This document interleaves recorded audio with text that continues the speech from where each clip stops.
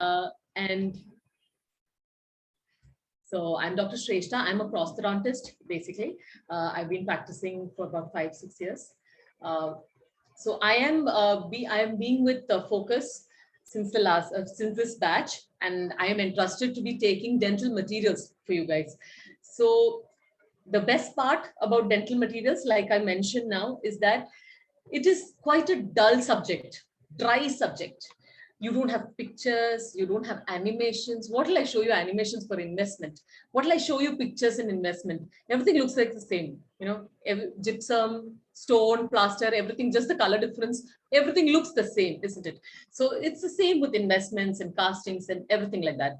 So today I will be just talking to you guys about investments, the general classifications, the composition, because as far as we have seen in the previous question papers, for investments, mostly they ask you very simple things like what is a fillers, or probably what is the difference between this investment and that investment, just like that. For what type of restorations do you use each of them? What temperature are you expecting to fire them at, and things like that. So we will be only focusing on those points which is needed for you guys when you want to do your cracking your exam point of view. Now, another thing what I want to mention is that unlike the regular batch, as far as your crash course is concerned, you don't have time to sit and read and finish reading the whole of Anusavis before you want to go and crack the questions. So like, I'm sure everybody must have told you in the last webinars that first thing you do is you work out on question papers. You work on your question papers, and from then, what or you don't getting with the question papers, you're not able to answer, you go back and then you read on that topic. So that is where your recorded sessions that we will be giving you will come into use, where you can focus on what all questions or topics you want to look for. Just go through that and then come back and do your question papers. You don't have time to sit and read the whole. You have so many subjects, so many topics to cover. You don't have time to sit and read each and every textbook and then come to a conclusion. So that's not how crash is going to work. So there you need to be fast and focused on topics. You need to be crisp with what you want to do. So you must have, all of you guys have set up your timetables. You did send to Dr. Pravish. We're very happy that you are getting it on a track. So get along with your timetable. Keep to your time. Time is what you're running short of. So we'll start with the topic today. In case you guys have any doubts or anything that you guys want to interact with, please stop me in between. Please feel free. You can just put a text message in the chat box and I will stop you there. Okay? Great. Now, what is basically an investment material? What we're talking, it is definitely a type of a gypsum product. Now, this material is what is suitable, in which you can make it into a mold, into which a molten metal or an alloy can be cast. So first things first, you need to get it straight that with an investment, what are you planning to make? You are going to cast a metallic restoration. It could be anything. It could be it could be a gold alloy. It could be a cobalt chromium alloy. It could be even a cast partial denture, a CPD that we call. So this is what you are going to use investments for. You're not going to use investment to pour a cast. You're not going to make, pour an impression. No, that's not what you're going to use it for. This is what your idea about investment is. Okay. Because why do you use a separate set of gypsum products for this process? Because you are going to use high temperature firing when you're going to cast metal. So these materials can withstand very, very high temperatures. And therefore, they're also called as refractory materials. So they ask you, which is a refractory material, don't get confused. Investments are also called as refractory materials. Okay. Before we move into the materials, I want you all to just look at this picture and set it into your head. This picture is ideally going to be there throughout, because if you remember this, you can answer your investment, you can answer from your casting, you can answer from your casting defects.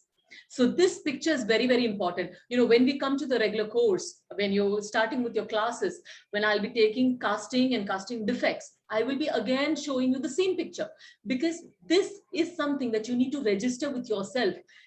This picture is ideally like the Bible for casting. In this, you have everything which is covered. You have the parts of a casting ring, the sprue attachment, where the wax pattern will be, how much of distance you need between your pattern and your ending of the investment.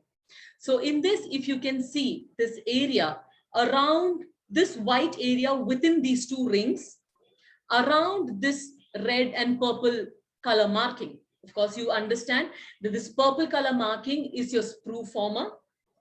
This red color is your wax pattern, and the white color around this is going to be filled with your investment material. That is where your investment material will come. Okay, because this is inside. You have two chambers. This chamber is called as a crucible former, or your the base is a crucible former, and this is your casting ring. And within this casting ring and the crucible former, you will be having your wax pattern, which is surrounded by investment material. So this you pour the investment material into this, it has to set, then you keep it for burnout. Once you burn it out, this sprue along with your wax pattern will burn out. Your wax burns out, and you have a space for your molten metal to flow. So at that very high temperature, you're going to melt your metal and you're going to cast it into this ring, where your metal will flow and form into this wax pattern area. And that is how you get a cast restoration. It could be anything, a metallic crown, or maybe just a coping for a ceramic crown. It could be a cast partial. It could be for a inlay, onlay, anything. Okay, so this is very important. You should have an idea where we use investment materials. Now, what is the composition of investment materials? In general, we will be discussing what are the types of investment materials, but in general, there are three compositions that you have. You have first the refractory material, then you have the binder material, and you have some other chemicals which is along with that. Now, what is basically the refractory material? Something called as a filler. Okay, what is it? What is the main content? It is a form of silicon dioxide. Mostly you will be having quartz, tridamite, or cristobalite. Okay, or it could be a combination of these. All right. And then you have the binder material. In binder material is where the difference comes mostly. Okay, just get that straight. The difference in investments, that is with different type of investment, is based on the different type of binder materials that you have. Okay, because quartz or silica alone cannot form a solid mass. So you need something to bind them together. So those are the binder materials. So to form that coherent mass, you can either add gypsum, so you can add phosphates, or you can have ethyl silicate. So based on this, we will have a classification later. Then you have some amount of other chemicals, such as like boric acid, sodium chloride, potassium sulfate, graphite, and all those things. But remember your basic refractory material, which is quartz, silica dioxide, which is mainly quartz, or you have the binder materials, which is basically your gypsum, phosphate, or ethyl silicate. Now, what are the properties that you expect it to have? Like I said, you know why you used investments, right? So first things first, you should be easily able to manipulate it. Easy to mix, easy to pour, if it sets within a certain period of time, all these things. It should have good strength. What will happen if it just cracks when you're having the metal to flow inside? What happens if it cracks? Your restoration is going to have a lot of defects, because the metal is going to flow into all these cracks, and you will have a tough time sitting and trimming it all off, right? So it should have sufficient strength. Next, it should be stable at very high temperatures.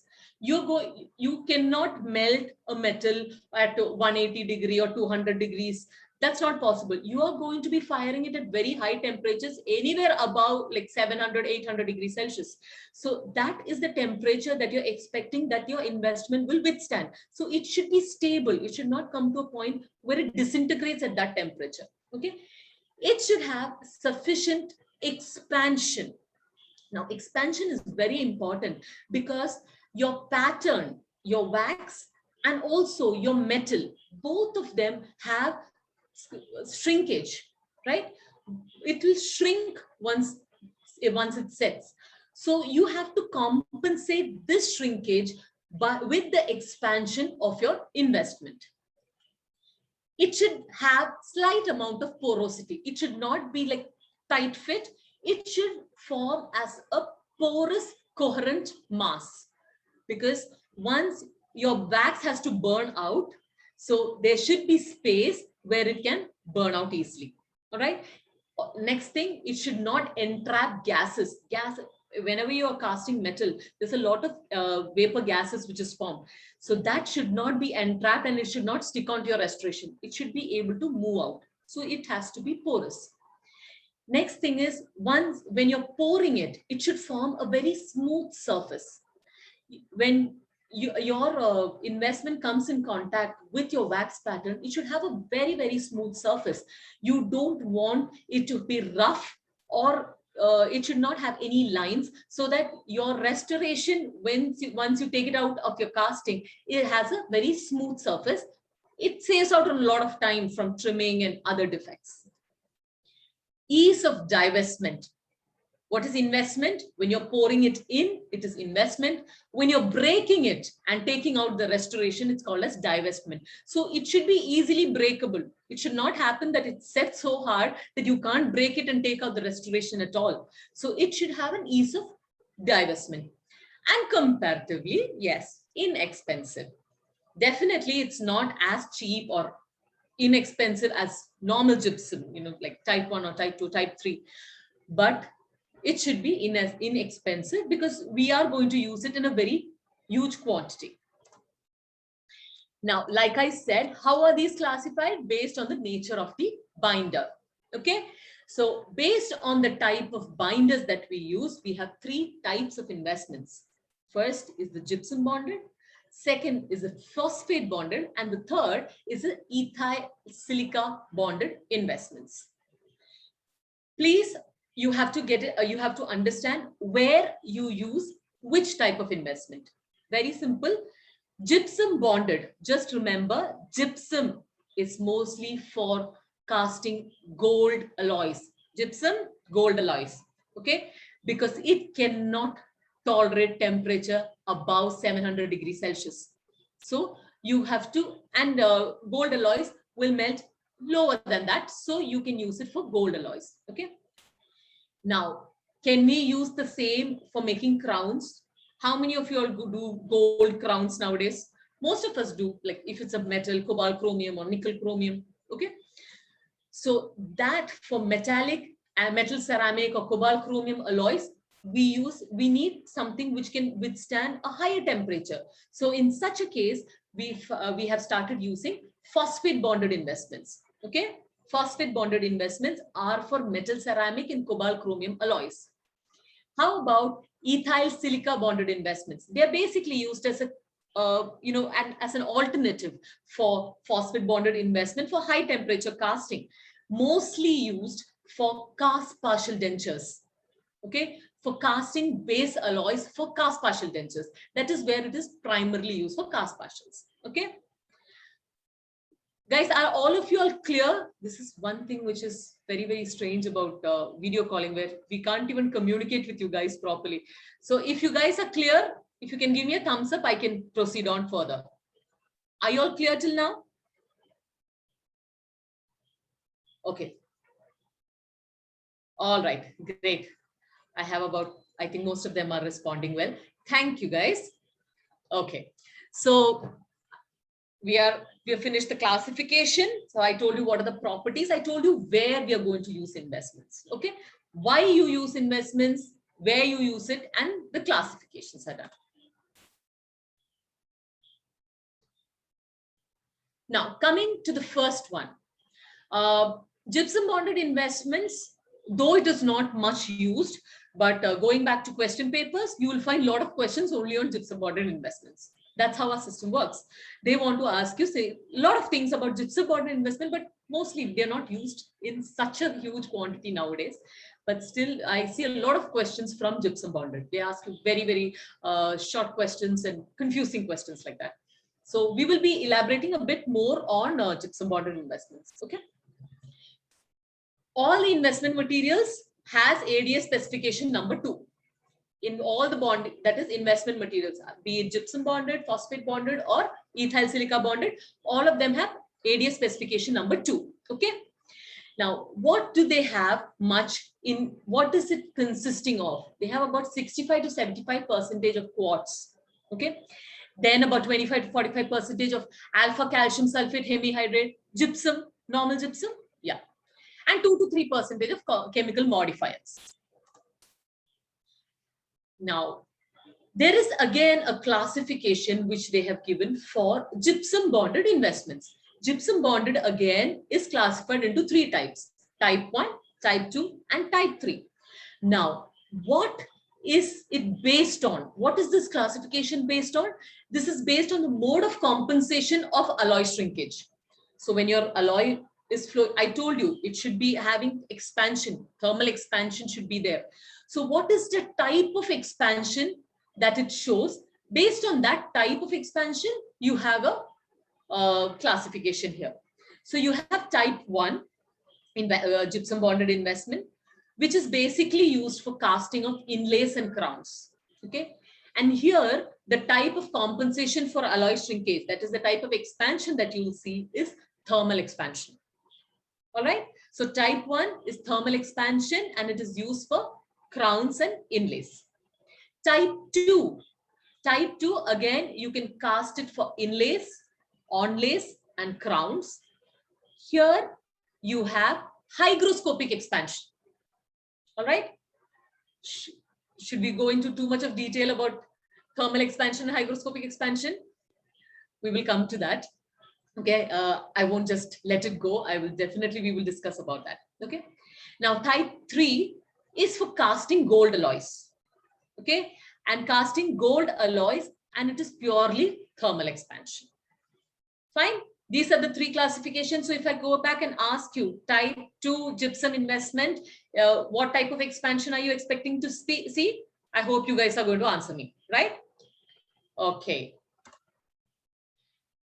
Now, we said the components, right? So the first component is going to be gypsum, alpha calcium sulfate hemihydrate. Now, for casting gold containing alloys, you need melting ranges which is basically below 1000 degrees Celsius. Now, the materials, what happens is when you heat gypsum bonded investment from 200 to 400 degrees Celsius, it will shrink first. There's a considerable shrinking which takes place. Then from 400 to 700, there is a slight expansion. That is why we call it as thermal expansion. Okay.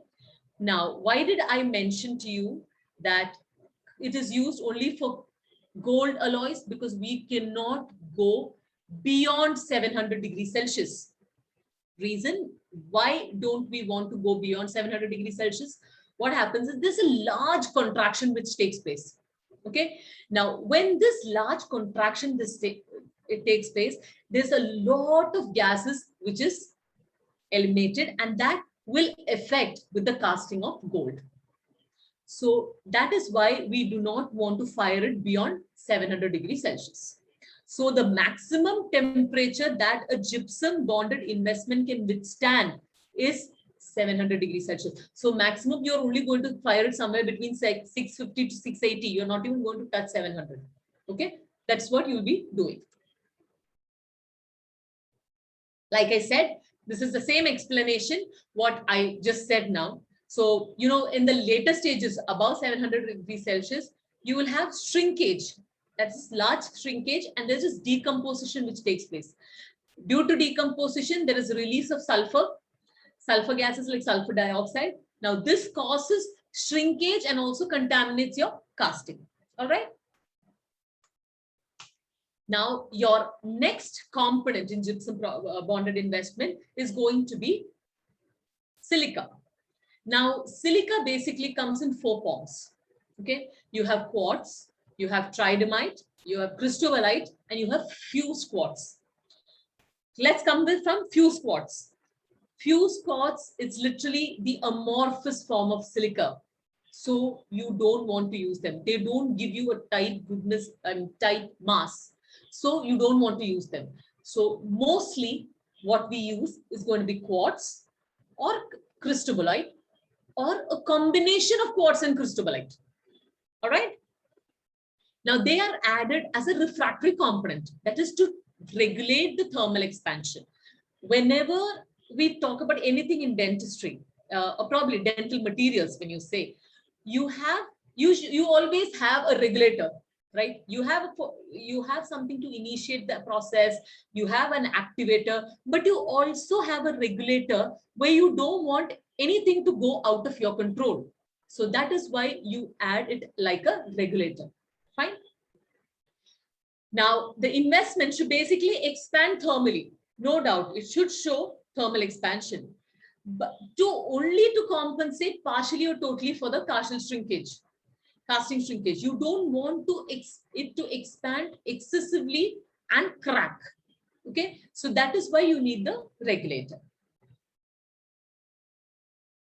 So what happens at now, any of these type of silica that you're using, like be it quartz, be it tridymite, or be it cristobalite, all of them have a alpha phase and a beta phase.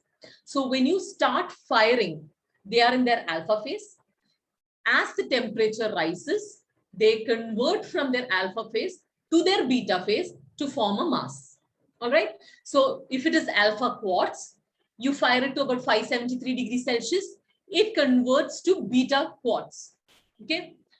If it is tridymite, what happens is as you increase the firing temperature, it converts in 2 different stages. So you have alpha tridymite, you increase the temperature to about 117 degrees Celsius, it becomes a middle tridymite. And then again, when you increase to about 163 degrees Celsius, it reaches beta tridymite. Okay. The beta forms are mostly stabler. Okay. And if you cool them down, they will come back to their alpha stage.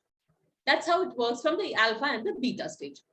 Now, again, if it is cristobalite, alpha cristobalite, somewhere around 200 to 270 degrees Celsius, it is going to convert it into beta cristobalite.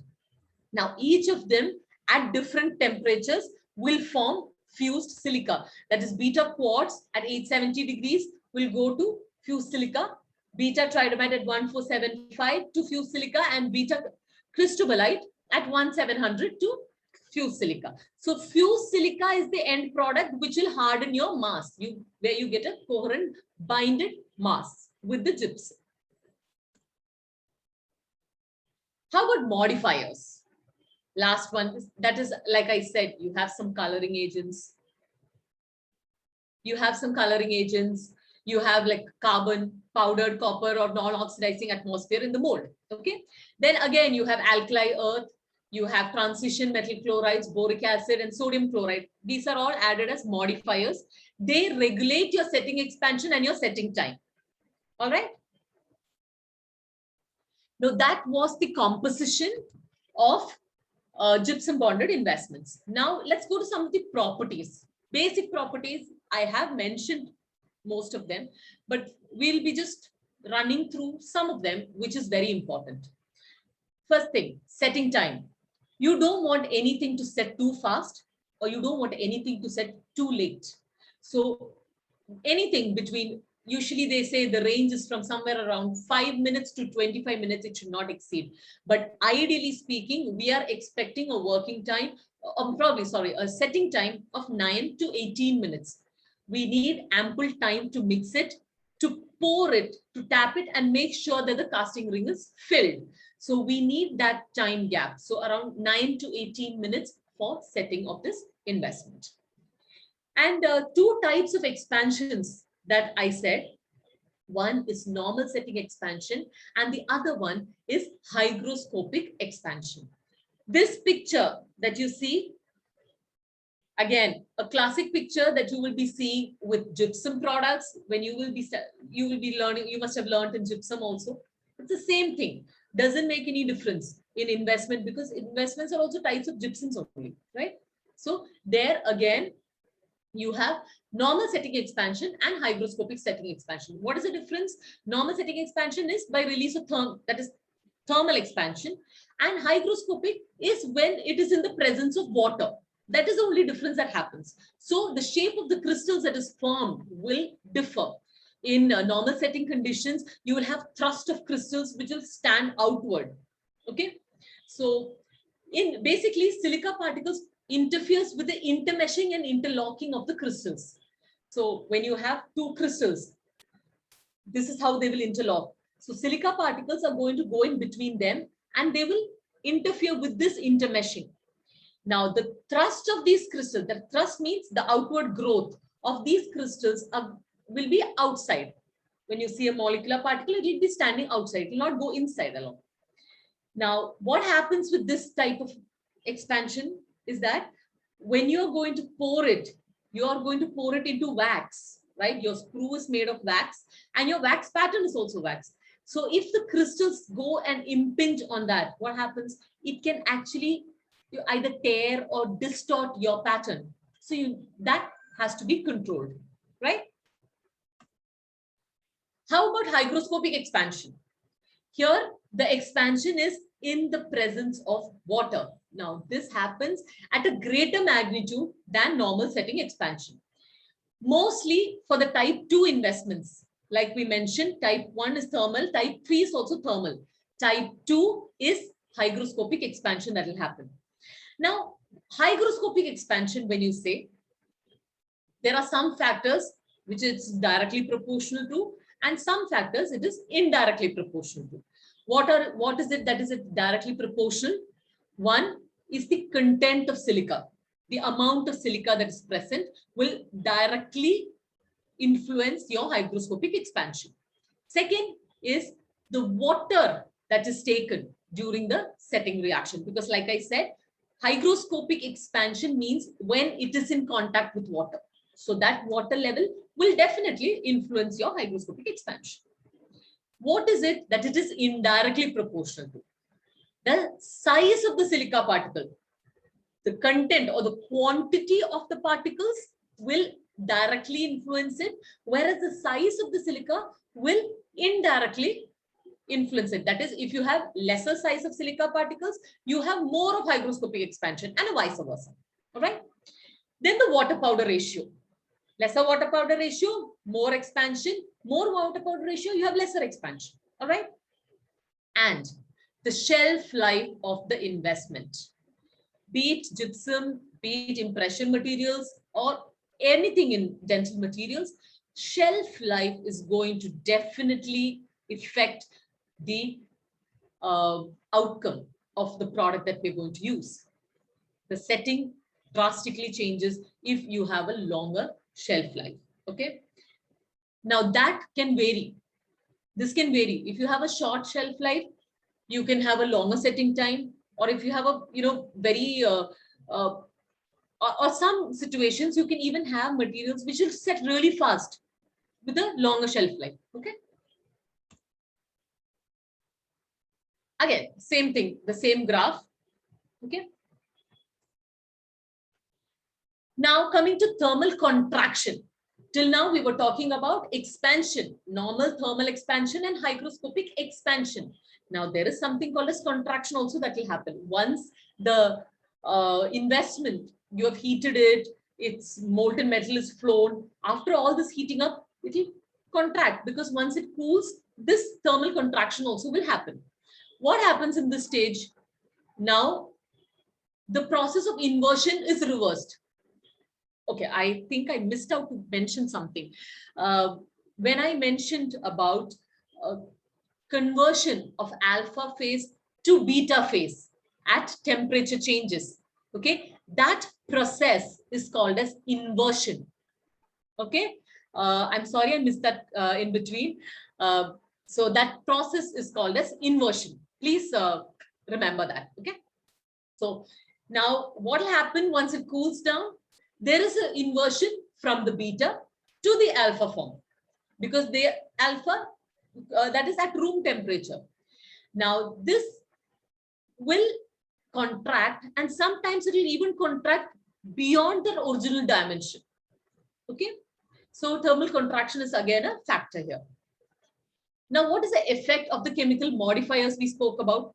Now, increasing the silica content beyond a certain level also will reduce the strength of the investment.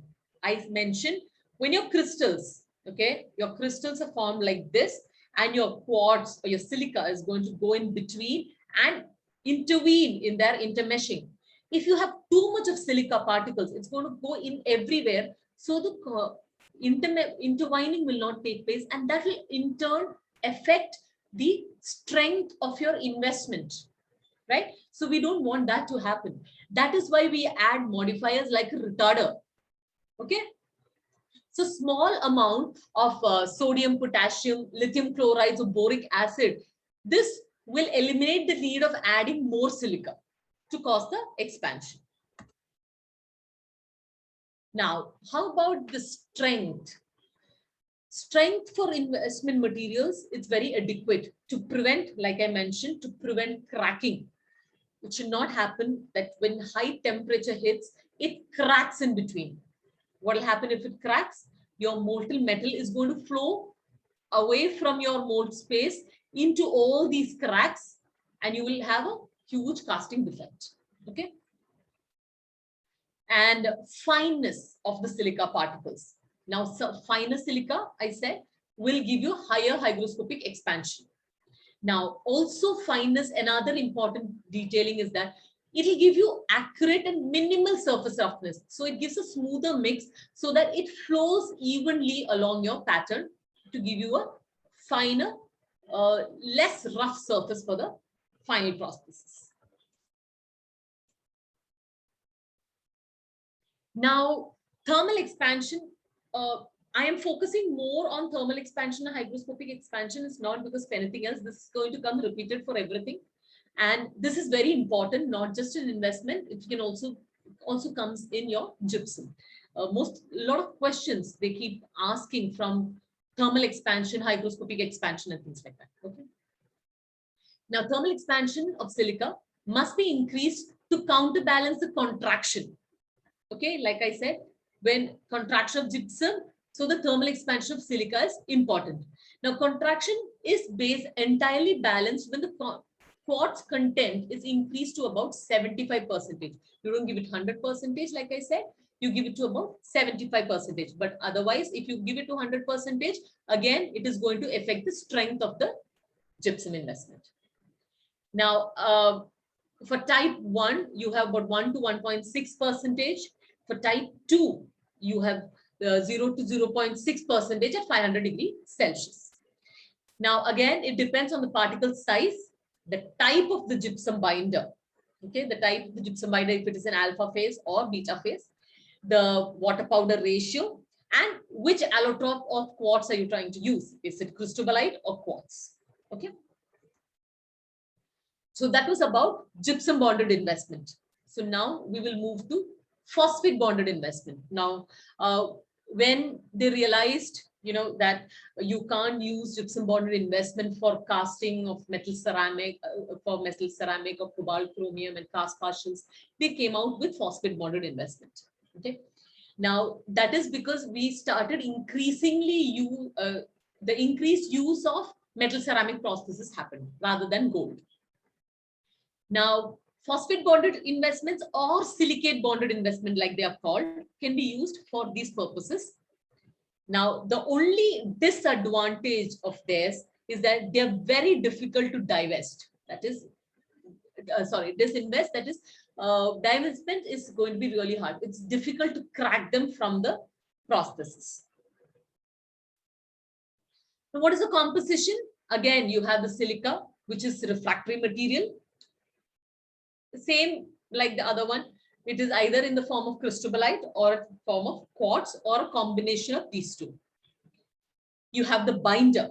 Now this is important. I told you the binder is what differentiates between gypsum, phosphate and ethyl silicate. For gypsum, your binder was gypsum, right? Alpha, calcium semihydrate, sulfate hemihydrate, right? So again, you have for binder for phosphate bonded is going to be magnesium oxide or any sort of phosphate acid with any sort of phosphate acid. Mostly phosphoric acid was used. But monoammonium phosphate has been replaced now. Now you use monoammonium phosphate than phosphoric acid. So you have magnesium oxide and monoammonium phosphate. What are the other materials that is added? You have carbon. Now the problem with carbon is that carbon can be used for cleaning the casting, and it's also helpful. It also helps to divest the casting. Okay, but it can only be used for gold, not for materials like palladium or silver or titanium. What happens is it tends to make them very brittle. So carbon cannot be included in such situations. So you have other replacements. Now colloidal silica is added, which suspensions in place of water. Okay. Now what is the setting reaction? Okay, I said what are the two things that are going to react? You have ammonium diadencic phosphate, which reacts with magnesium oxide. So the green strength will come as the green strength or the room temperature strength is formed. Okay. Now more amount of ammonium diacid phosphate is used for this reaction. Now the additional amount that can react with silica is at a higher temperature. You have phosphoric and silicate, which forms a silicophosphate. All right. Now this increases the strength of the investment. Now compared to gypsum bonded, the expansion level which happens with phosphate bonded investment is lesser. Only slight expansion will take place when compared to gypsum bonded. Now, how will you increase the expansion level? By increasing, it is increased considerably by using colloidal silica in place of water. So you use colloidal silica for the hygroscopic expansion rather than water. Now here in stages of early thermal shrinkage, you have the decomposition of the binder, which is accompanied by the evolution of ammonia, which happens. Now in gypsum investments, the shrinkage is caused by the transformation of calcium sulfate from the hexagonal to the rhomboid form. That is how the shrinkage is happening there. But here it is because of the decomposition of the binder. All right. What was the binder I mentioned? Anybody? Can you put it in the chat box? What was the binder I mentioned for phosphates? Great. Magnesium oxide. Okay, I'm glad you guys are awake. All right.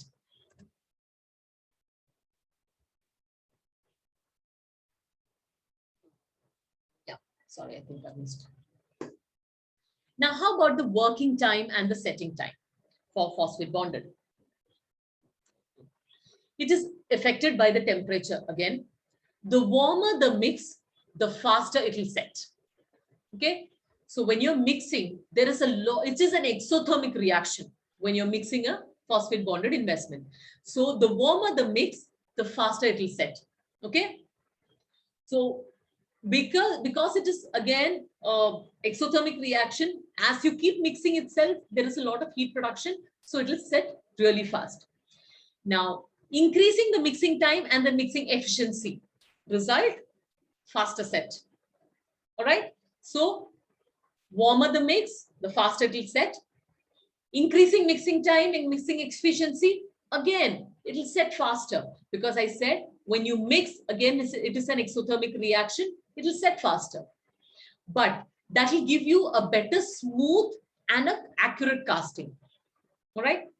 Now, how about the liquid powder ratio? As you increase the LP ratio, it increases the working time. All right.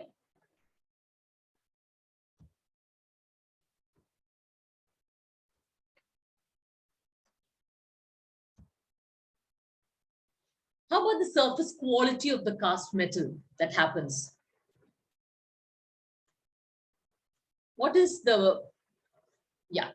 So detailed reproduction and surface smoothness were basically inferior for gypsum bonded investment.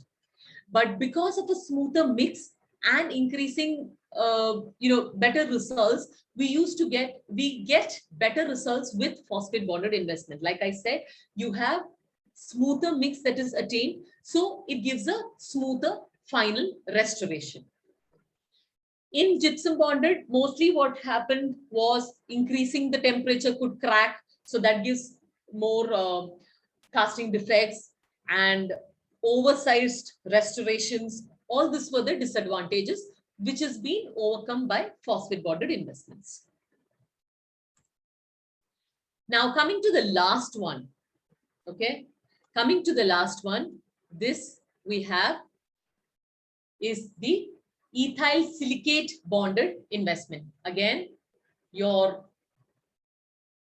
binder, the difference in binder is that here we have ethyl silicate or sodium silicate. Okay, basically it is silica gel which is formed. All right. This is mostly used as an alternative alone for phosphate bonded investments. It's slightly more costlier than phosphate bonded investments, mainly used for cast partial dentures.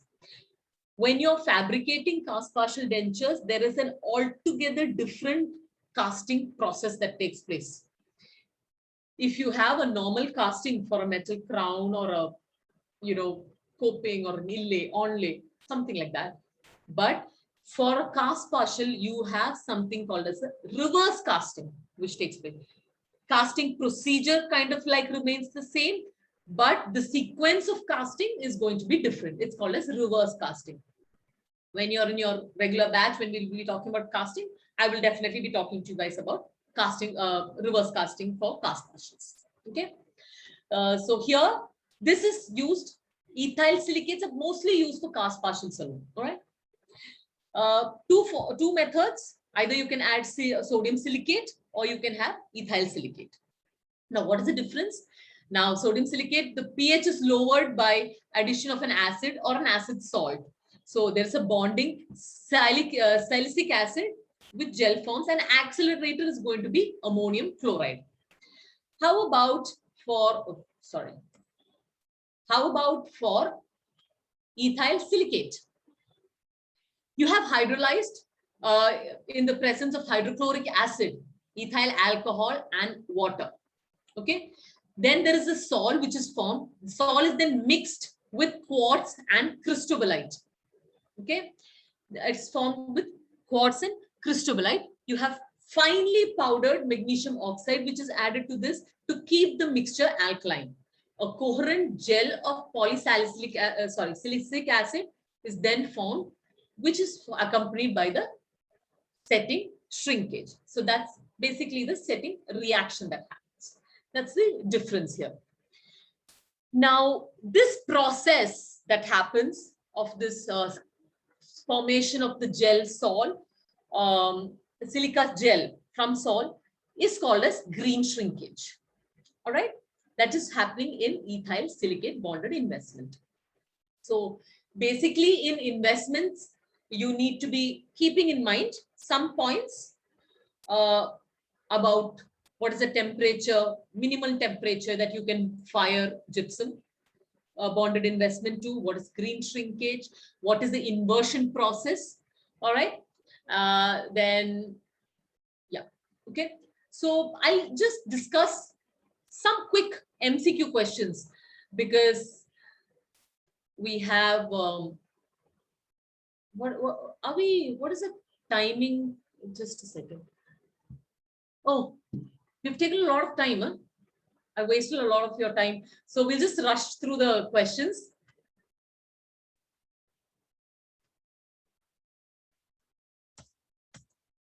Oops.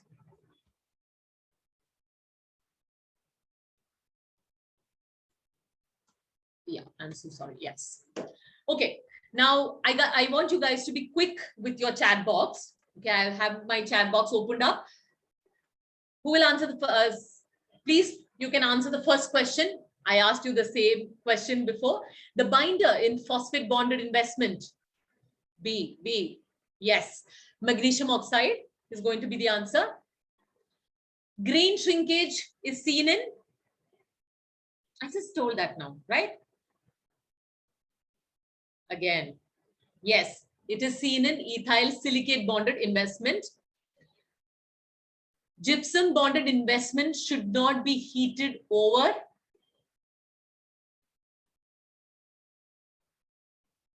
Yes, it should not go beyond 700 degrees Celsius. Otherwise, like I said, there is decomposition which takes place. There is sulfur dioxide which is evolved out of it, and that can cause shrinkage, and also it can contaminate your casting.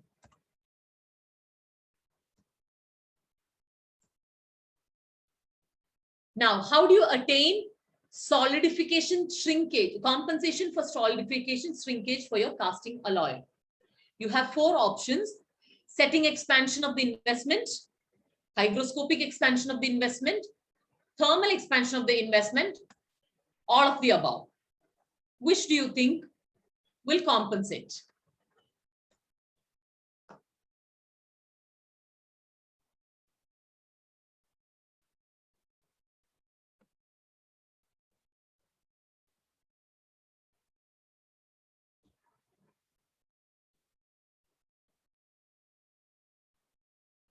Okay, I think we have mixed answers for that. Okay, so some of them are saying setting expansion, some say hygroscopic expansion, some say thermal expansion, and we have a couple of them who said all of the above.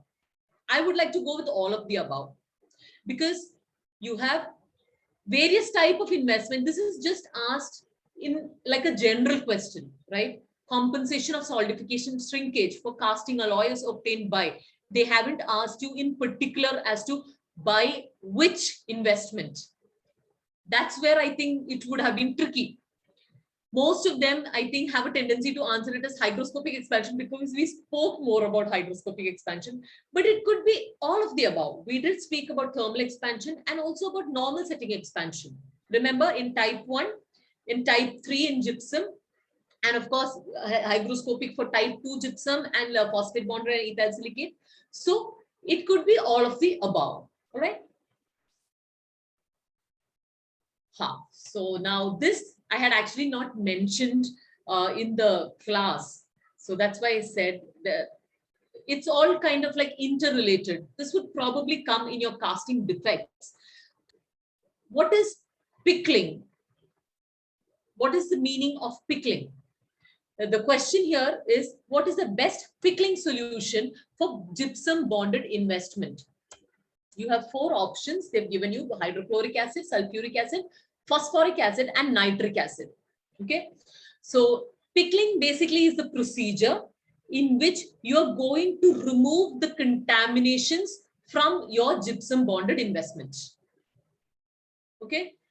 How will you remove your contaminations or your deposits from your gypsum bonded after you break your gypsum bonded investment is called as pickling. Yeah. So I have some of them who are answering me. Yes, it is A. It is hydrochloric acid. All right. So that's it for investments.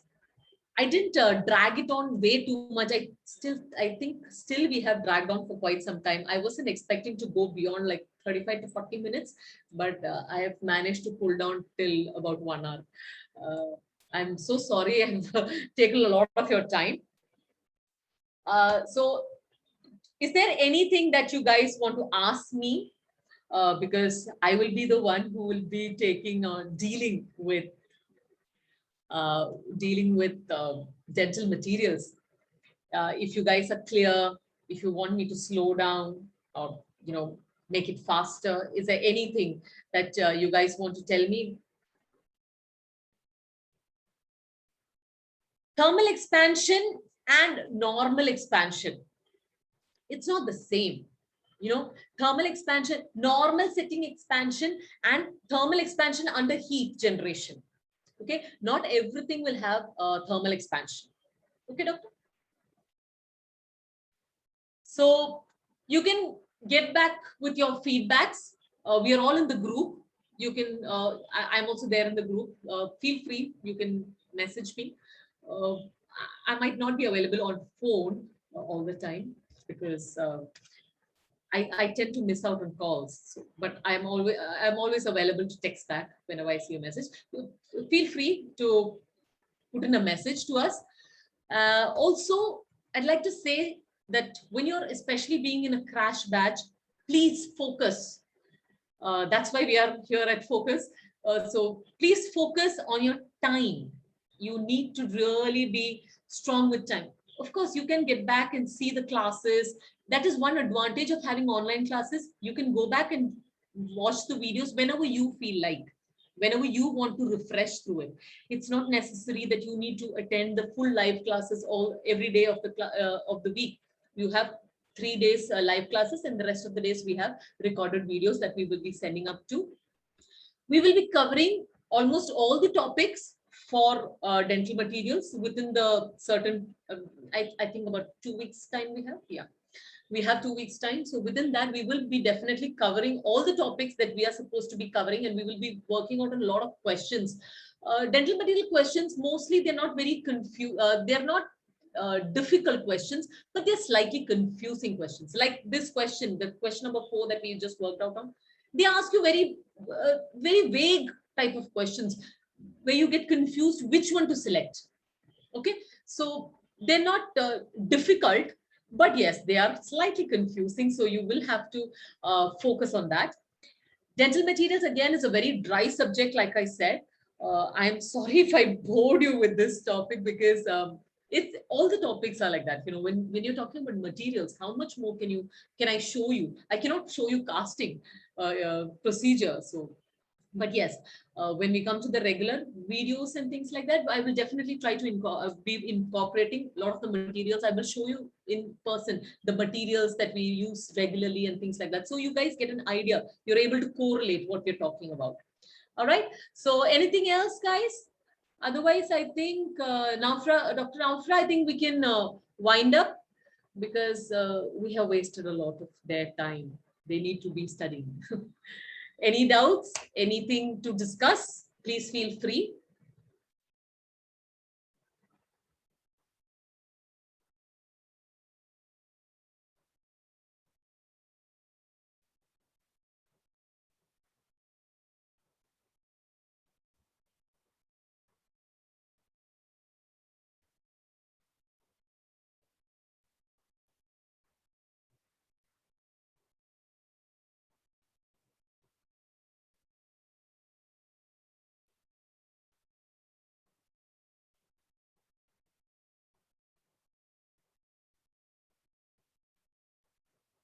Okay, I don't think anybody has any doubts. So I think we will wind up the session with this now. All right. Thank you for your patient listening, and hopefully we meet up with the crash batch with dental materials. We will be meeting towards the end of, I think towards September, October, November, I think somewhere around then. So see you guys then. Be focused and all the best. Don't lose hope. You guys have time, right? So you can do a great job if even with just 4 months of preparation, you can really work well with it and get great results. All right. So thank you everyone.